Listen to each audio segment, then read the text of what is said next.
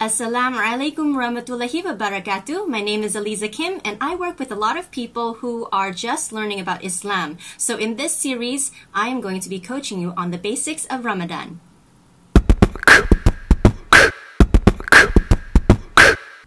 Hey everyone, and welcome to the 4th episode of Ramadan Coach. Now in the last episode, we talked about the day in the life of a fasting Muslim. Now in this episode, we will be talking about the 5 common mistakes that Muslims make while fasting during Ramadan. Let's get started.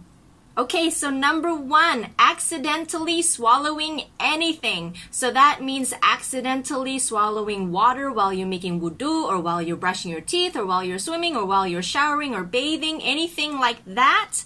Because you didn't have intention to drink, that is forgiven and you don't have to make up any days or do anything extra.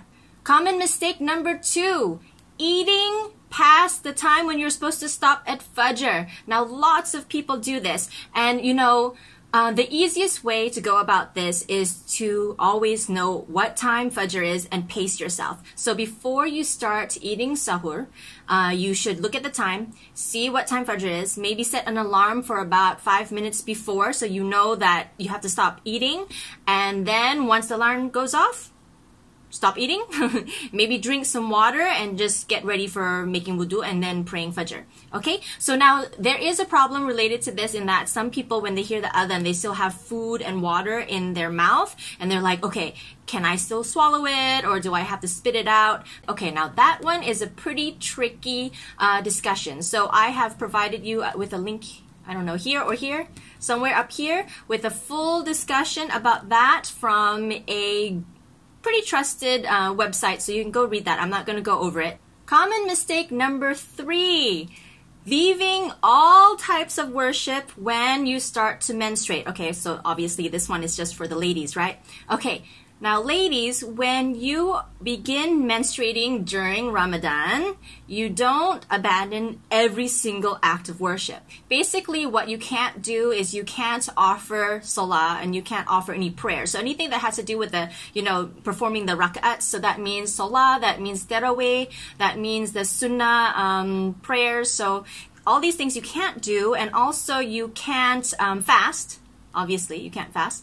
But everything else, basically, you still can do. You can still recite the Quran. You can still make dua. You can still, have the remembrance of Allah through the dhikr. So all these things you should still do. Now, there is some discussion on whether you can really, recite the Quran while you're having your menses, and especially during Ramadan. So here, again, is another link. I don't know if it's here or here. Here, again, is another link to a discussion about that. And this time, I've given you a link to Huda TV, and it is an answer by Dr. Sheikh Mohammed Salah. Hopefully that will be very beneficial for you. I really like the answer that he gave, so you should go and watch it.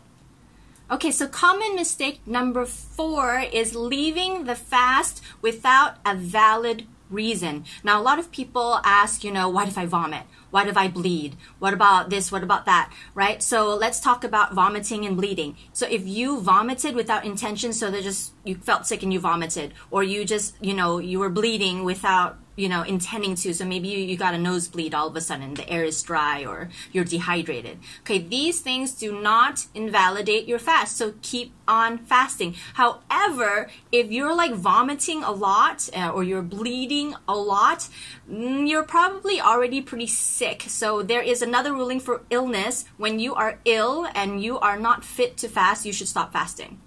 Okay, simple as that.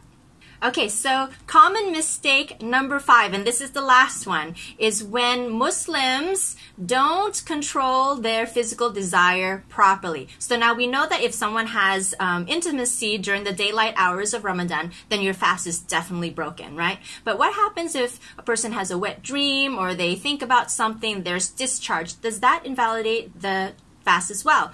Actually, it doesn't. So if it's just a thought, you didn't do anything, it just kind of happened, you didn't act upon the desire, then your fast is still intact. Finish the day. You don't have to do anything else. You don't have to make up any of the fasting. Just continue on.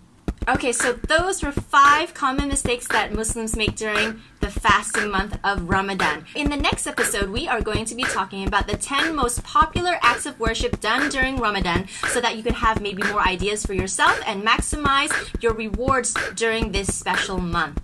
Now, of course, if you like this video, remember to like it and subscribe to my channel, because with more subscriptions and likes, I'm actually allowed to do more creative and fun things through YouTube. I'll be in their good books, basically.